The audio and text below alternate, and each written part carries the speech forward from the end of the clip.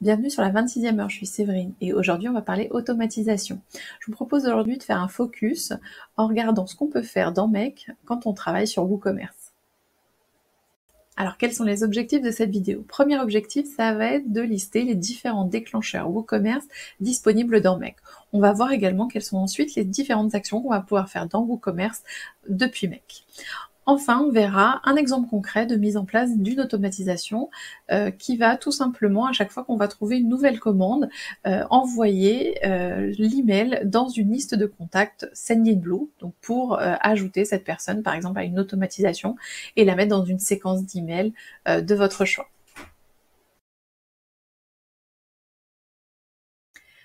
Alors, quelles sont les différentes étapes de cette automatisation? Première étape, on va connecter Make et WooCommerce pour qu'ils puissent travailler ensemble. Ensuite, on va choisir le déclencheur WooCommerce qu'on veut utiliser. On va ensuite utiliser le data store de Make pour vous montrer comment ça fonctionne.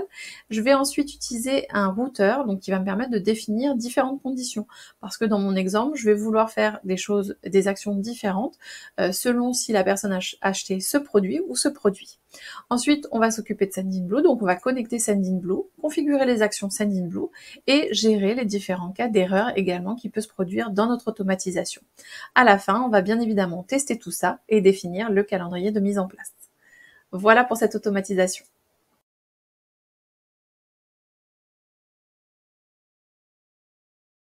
Voilà, j'espère que cette vidéo vous plaît. N'hésitez pas à la liker et à vous abonner à la chaîne pour ne pas rater nos prochaines vidéos. Alors, quels sont les points clés à retenir de cette automatisation? Premier point clé, c'est de vous poser la question de ce que vous souhaitez faire, ce que vous souhaitez que Make fasse lorsqu'il y a une erreur qui est rencontrée. Par exemple, vous n'arrivez pas à ajouter le contact à une liste.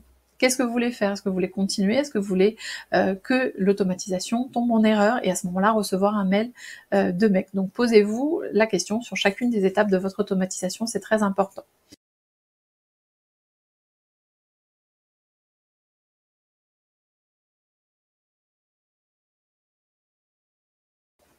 Deuxième point clé à retenir, c'est quelle est la bonne fréquence pour votre automatisation.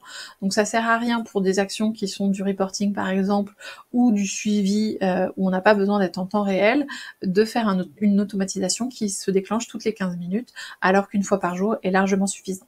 Donc posez-vous bien cette question-là.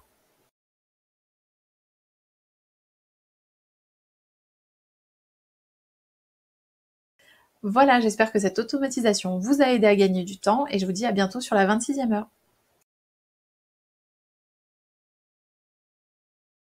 Alors avant de passer à la pratique, je vous propose qu'on regarde les différents déclencheurs et les différentes actions qui sont disponibles dans Make pour WooCommerce.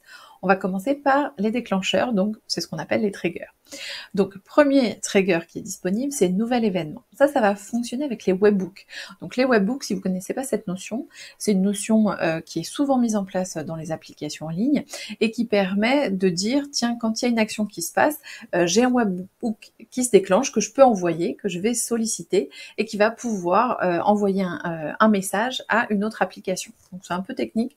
Je vous expliquerai ça dans un tutoriel. On mettra ça en place prochainement dans un tutoriel dédié.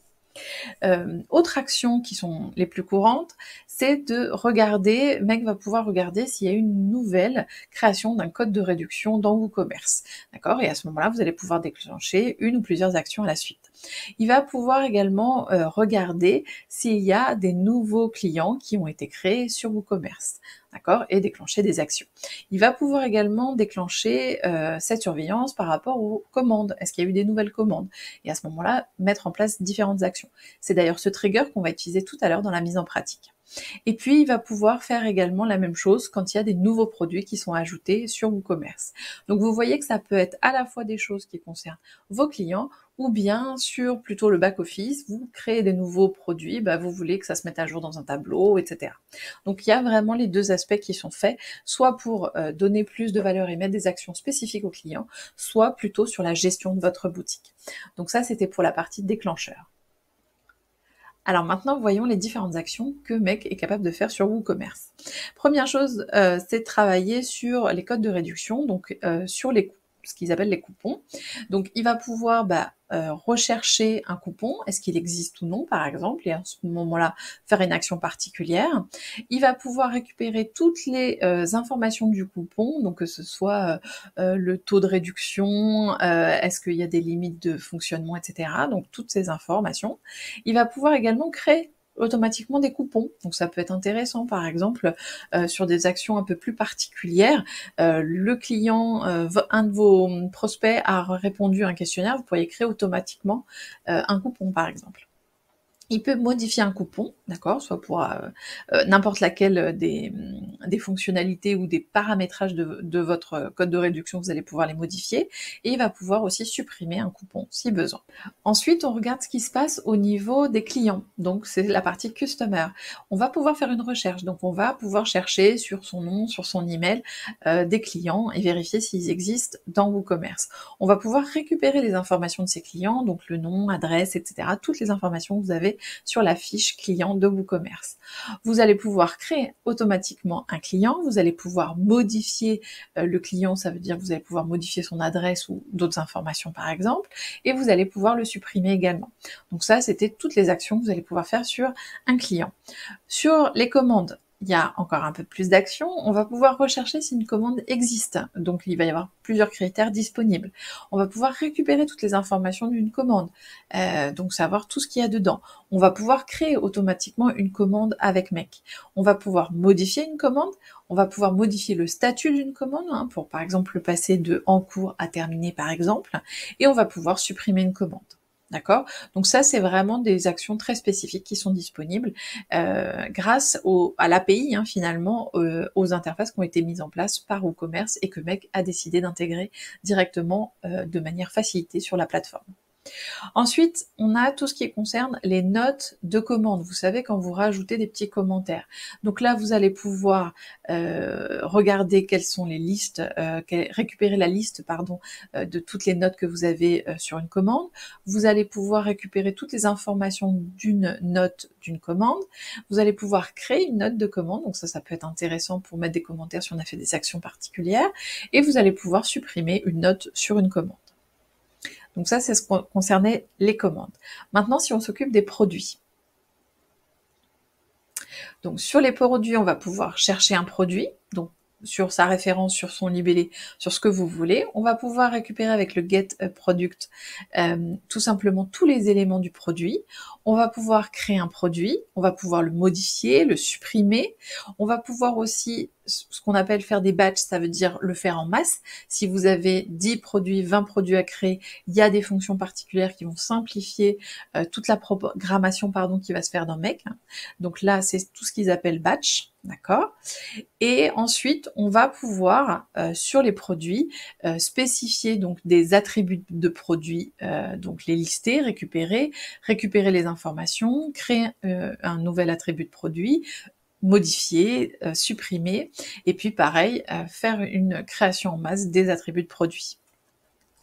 Alors juste petite précision, l'attribut, c'est tout simplement ce qui va vous permettre de faire des déclinaisons de produits. Les attributs, c'est par exemple la taille, si vous vendez des vêtements ou des chaussures. D'accord? Donc c'est tous ces attributs qu'on va pouvoir travailler ainsi dans Make. Et justement, il y a toute une partie sur tous les terminologies de vos produits. Vous allez pouvoir récupérer une liste d'attributs, donc les termes là cette fois-ci, et non pas les valeurs sur un produit. Vous allez pouvoir ici récupérer toutes les informations de cet attribut. Vous allez pouvoir créer un nouveau terme d'attribut de produit. Vous allez pouvoir le modifier, le supprimer, et puis travailler aussi en batch comme on l'a vu précédemment. Ensuite, il vous propose de travailler sur les catégories de produits, donc vous allez pouvoir faire une recherche, vous allez pouvoir récupérer les éléments de la catégorie, vous allez pouvoir créer une catégorie de produits, modifier et puis supprimer. On retrouve souvent les mêmes actions, c'est tout à fait normal. Ensuite, sur les produits avec variation, justement, on va pouvoir récupérer toutes les variations d'un produit, on va pouvoir récupérer spécifiquement les données d'une variation de produit, on va pouvoir créer une variation de produit, la modifier et la supprimer. Et puis ici, vous avez une action particulière, je ne vais pas vous embrouiller avec celle-ci, on va permettre d'appeler une API spécifique dans WooCommerce. Donc voilà les différentes actions que vous pouvez faire dans Make avec WooCommerce. Donc maintenant, on va passer à la pratique.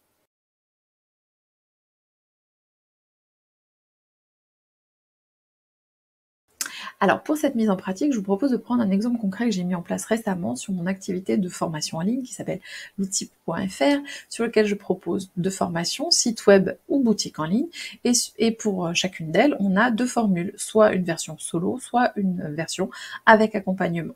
Et dans ce cadre-là, j'avais envie qu'à chaque fois que la personne passe commande d'une formation, s'inscrit à une des formations, je voulais pouvoir lui envoyer une séquence d'emails personnalisée grâce à ma plateforme qui s'appelle Sendinblue. Dans mon cas, j'utilise donc cette plateforme-là. Donc pour ça, j'ai fait une automatisation dans Make parce qu'il n'y avait pas d'outil directement intégrable, il n'y avait pas de plugin que je pouvais configurer de la sorte. Donc je l'ai réalisé dans Make et c'est l'exemple qu'on va prendre aujourd'hui. Alors maintenant, je vous propose de détailler quelles sont les différentes étapes qu'on va mettre en place dans cette automatisation. Première étape, c'est qu'on va mettre en place un déclencheur. Donc là, c'est Watch Order, donc c'est surveiller, Make va surveiller s'il y a eu des nouvelles commandes ou pas dans WooCommerce. Ensuite, moi, j'ai voulu stocker le numéro de commande dans ce qu'on appelle le data store. Donc ça, on va voir l'utilisation aussi qu'on va en faire, qui est bien pratique et qui est disponible directement dans Make.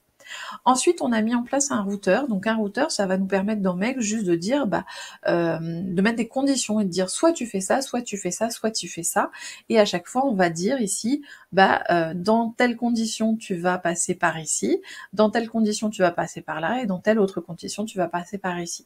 Donc c'est hyper pratique, et on va le voir aussi en détail. Et ensuite, donc là, je vais réaliser mes différentes actions Sendinblue. Donc je vais d'abord essayer d'ajouter le contact à une liste. Si ça ne fonctionne pas, je vais lui dire ah, ok, c'est parce que le contact n'existe pas, donc crée-moi le contact et ajoute-le à la liste. Ok, on va détailler toutes ces étapes, mais là c'était juste pour vous expliquer un peu ce schéma qui fait un petit peu peur. Et comme moi j'ai 4 produits, j'ai 4 fois la ligne, tout simplement. J'aurais pu faire un petit peu différemment. L'objectif c'est pas de dire est-ce que c'est la méthode parfaite, c'était approprié à mon besoin à moi et à ma façon de fonctionner. Il faut vraiment se poser sur les process pour réfléchir à la meilleure façon d'automatiser. Donc là c'est juste un exemple. Alors maintenant, on va passer à l'action. On va créer un nouveau scénario. Et la première chose qu'on va faire, c'est de choisir notre outil, donc WooCommerce.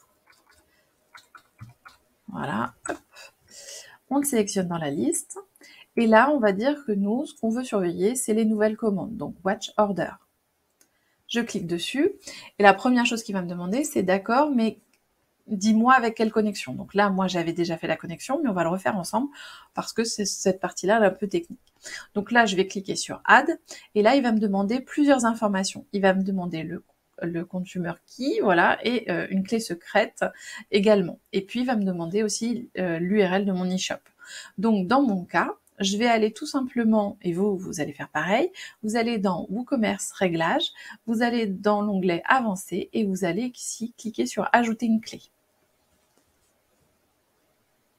Voilà, on patiente quelques instants. Donc ici, la première chose qu'on va faire, c'est de rajouter une description pour s'y retrouver. Donc là, on va dire que c'est une connexion Make. Je vais la numéroter numéro 2, parce que moi, j'en ai déjà une. Ensuite, ici, on va sélectionner l'utilisateur. Donc là, vous pouvez soit créer un utilisateur spécifique pour Make, soit utiliser votre profil, par exemple. Voilà. Et ensuite, ici, on va définir les droits. Donc, soit en lecture, soit écriture, soit lecture, écriture. Attention à ne pas donner trop de droits. Ça sert à rien de donner trop de droits à Make. Si, dans notre cas, par exemple, c'est que de la lecture, on ne compte pas modifier des commandes ou modifier des produits ou modifier autre chose. Je vais laisser lecture. Et on va cliquer sur générer une clé API. Voilà. Maintenant, vous allez copier ces valeurs-là. Voilà. Et tout simplement, les coller ici. Ok. Vous faites comme ça. Et vous les collez. Et ici, vous allez en plus préciser l'URL de l'e-shop. Voilà, que vous avez et sur lequel vous voulez travailler. Et vous cliquez sur Save. Donc voilà, dans votre cas, vous avez sauvegardé et maintenant, vous avez bien donc la connexion qui est disponible. Donc là, maintenant, vous allez sélectionner le statut des commandes que vous voulez surveiller. Dans mon cas, je veux surveiller les commandes qui sont completed. Donc attention, c'est les termes anglais. Par exemple, completed, dans WooCommerce, c'est celles qui sont terminées. Donc ça veut dire que vous n'avez plus d'action à faire dessus. Voilà, à vous de voir quelle quel statut vous souhaitez utiliser et de bien vérifier que c'est le bon statut. Ensuite ici, je vais lui dire OK, bah tu vas faire par date de création, OK. Et par contre, je limite le résultat à 10 ou à 100. Hein. Si vous voulez travailler sur l'historique, on va mettre 100 dans un premier temps et après vous direz 10 par 10. Ça va dépendre de votre déclencheur et à quelle fréquence vous allez exécuter cette vérification de y a-t-il de nouvelles commandes. D'accord? Donc là, moi, je vais mettre 10 dans mon cas et je fais OK. Ensuite, ce que je vais faire, c'est que je vais cliquer sur Run this module, voilà, pour exécuter et voir ce qui va me récupérer. Voilà, et ici sur le 1, on peut prévisualiser les informations de la commande. Donc c'est bien pratique pour la suite, pour pouvoir tester les informations qu'on veut récupérer. D'accord? Donc là, on ferme ça. Et maintenant, ce que je vais faire, c'est que je vais ajouter le nouveau module. Donc mon nouveau module, c'est Datastore. Là, il est déjà disponible, mais vous pouvez le chercher comme d'habitude dans la liste. Et le Datastore, c'est quoi? C'est une fonctionnalité intégrée de MEC qui est disponible ici. Et si j'ouvre ça, vous avez la possibilité d'enregistrer une table, donc en version gratuite et plus, bien évidemment, si vous êtes en version payante, dans laquelle vous allez pouvoir stocker un peu ce que vous voulez. Et moi, j'aimerais bien stocker l'email que je vais avoir traité de mon client. Donc, j'ai créé tout simplement, j'ai fait Add Datastore, et dedans, j'ai rajouté un champ qui s'appelle email. Voilà, donc si je rentre dedans, donc là, il y a plein d'autres données, hein, je m'en sers pour plein d'autres choses. J'ai un champ qui s'appelle email, tout simplement. Voilà. Donc c'est cette information que je vais venir mettre à jour, vérifier qu'elle existe, et je vais la mettre à jour. Donc je retourne dans MEC, et ici, je vais choisir l'action ajouter ou remplacer un enregistrement de ma table. Là, il me demande de choisir donc quelle est la base de données à utiliser. Donc moi, je lui dis que c'est la seule que j'ai pour l'instant. Et ici, il va me demander, OK, donc comme tu me demandes de soit ajouter, soit remplacer la donnée, dis-moi sur comment j'identifie quelle ligne je dois modifier. Donc là, on va lui dire de travailler sur l'email, par exemple. Donc la partie email, donc là, on voit tous nos champs WooCommerce, hein, on voit toutes les informations, à quelle date a été passée la commande, les adresses, et on trouve dans la partie billing, donc c'est la facturation, l'email du client. Donc c'est cette clé qu'on va utiliser. Et on va lui dire, OK, donc dis-moi ce que tu veux faire. Est-ce que tu veux modifier? Si je trouve l'enregistrement, est-ce que je le modifie? Donc là, à vous de voir selon les données que vous voulez mettre à jour. Moi, je vais dire non, c'est pas la peine. Je laisse comme ça. Et je vais lui dire maintenant, OK, bah, si tu n'as pas trouvé cette information, tu vas la créer. Donc l'email, bah, tu vas prendre forcément l'email de facturation que je viens de te préciser. Et puis sur la date, là on va travailler différemment parce qu'on va vouloir récupérer par exemple la date de création. D'accord? Vous pourriez très bien également utiliser une fonction qui vous permet de récupérer la date au moment à laquelle vous avez traité la ligne, par exemple. À vous de voir, hein, c'est vraiment qu'un exemple tout simple. Je vais cliquer sur OK. Maintenant, nous allons nous occuper de mettre en place le routeur. Donc le routeur, pour rappel, dans MEC, ça va nous permettre de mettre des conditions différentes et des actions différentes selon ces conditions. Donc on retourne sur notre schéma, on clique sur le plus, on va rechercher l'outil qui s'appelle routeur, et dans la réponse, vous allez voir, c'est un peu surprenant, mais c'est tout à fait normal, il va nous afficher Flow Control. Si on clique dessus, c'est là qu'on va retrouver le routeur, c'est un sous-menu finalement. Et là, par défaut, il va nous proposer deux routes finalement. Hein. Le routeur va nous proposer deux routes, la première route, la deuxième route, on pourra bien sûr en ajouter. Donc là, pour définir la condition de cette première route, donc de cette première voie dans laquelle peut passer notre automatisation, on va cliquer sur le petit outil et cliquer sur Setup a Filter pour configurer un filtre. Une fois que c'est fait, on va ici mettre un descriptif. Donc là, on va dire que c'est si on achète la formation eShop Solo. Voilà. Et ici, vous avez un critère qu'on ne va pas renseigner, qu'on va laisser à nous, parce que ce critère-là va vous permettre de dire si jamais mon routeur, tu lui as défini deux conditions, mais que ça ne remplit ni la première ni la deuxième, qu'est-ce que je dois faire, d'accord? Et à ce moment-là, vous pouvez définir donc une troisième route qui va être si c'est pas le 1, si c'est pas le B, alors qu'est-ce qu'on fait? C'est seulement dans ce cas-là où on va cocher le yes ici. Donc ça, on le fera tout à l'heure pour vous montrer. Donc là, on laisse no en tout cas, puisque là, on va définir une condition particulière. Et ici, on va aller cliquer dans condition. Donc dans notre condition, ce qu'on va vouloir, c'est faire une condition sur le produit, donc l'ID du produit. Pour retrouver l'ID du produit, c'est tout simple, vous allez sur votre liste de produits, c'est l'ID apparaît ici, hein. Là dans mon cas c'est 41 026. Et on va lui dire, je veux savoir si dans tes lignes de produits de cette commande, tu as cet ID-là. Donc là, tout simplement, vous allez tout en bas de la liste et vous allez trouver Line Item, donc pour les lignes de la commande. Et vous avez ici le Product ID, donc vous cliquez dessus, et vous avez vu que là, il vous dit bien que c'est le produit ID de la ligne des items. Donc vous laissez comme ça, et vous allez tout simplement coller votre valeur. Donc là, je vais mettre 41 026, je crois que c'était ça. Voilà, au pire, vous vérifiez, et vous saisissez. OK? Et vous allez cliquer sur OK. Si jamais vous en aviez plusieurs, vous pourriez ajouter une règle ici, hein, bien sûr. Je clique sur OK, et c'est bon, là j'ai fait ma condition. Donc je vais pouvoir passer à l'action que je vais faire ensuite. Juste pour vous montrer, on va faire une deuxième condition. Ici, donc, je clique sur ma deuxième route, d'accord, sur la configuration de mon filtre de la deuxième route. Je clique sur Setup, je vais lui dire que ici c'est eShop accompagné, voilà, on va écrire en entier, et je vais aller récupérer mon autre ID, donc 3705. Je vais dans ma condition, je vais sur la partie qui s'appelle Item, les lignes donc, qui apparaissent ici, et je clique sur Product ID. Vous voyez qu'il y a un exemple concret pour me montrer à quoi ça correspond. Et je peux ici donc ressaisir le chiffre qui est 3705, que j'avais déjà oublié. 3705, voilà, pardon, il faut fermer ça, hop, voilà, pour y voir plus clair. Donc là, il va bien faire la condition sur cette règle-là. Je clique sur OK. Donc là, j'ai bien mis en place mes deux conditions, je vais pouvoir mettre... Voilà, j'espère que cette vidéo vous plaît, n'hésitez pas à la liker et à vous abonner à la chaîne pour ne pas rater nos prochaines vidéos. Donc dans mon cas, je veux mettre en place Sendinblue, donc je cherche Sendinblue dans la liste. Donc voilà, je sélectionne Sendinblue, et là je vais tout simplement donc sélectionner l'action que je veux faire. Donc ça se passe sur les contacts, oui, et je vais vouloir ajouter mon contact à une liste. Donc j'imagine qu'il existe déjà, je vais déjà essayer de faire ça. Donc ajouter un contact existant à une liste. Ok. Ici, il va me demander de connecter mon compte Sendinblue. Donc, on imagine que je ne l'ai pas encore fait. Donc, je vais cliquer ici sur Add et je vais devoir aller récupérer l'API dans Sendinblue.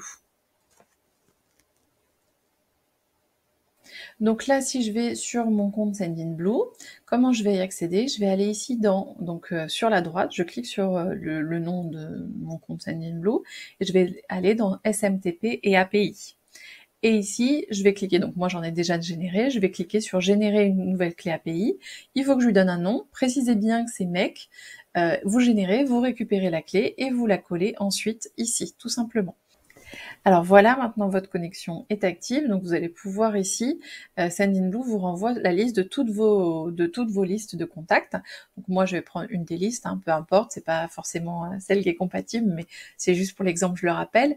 Et ici vous allez pouvoir dans les emails rajouter ce qu'on appelle un item, donc lui rajouter la valeur et lui dire ok, tu vas utiliser pour ça toujours notre email qui est dans la partie billing, donc facturation.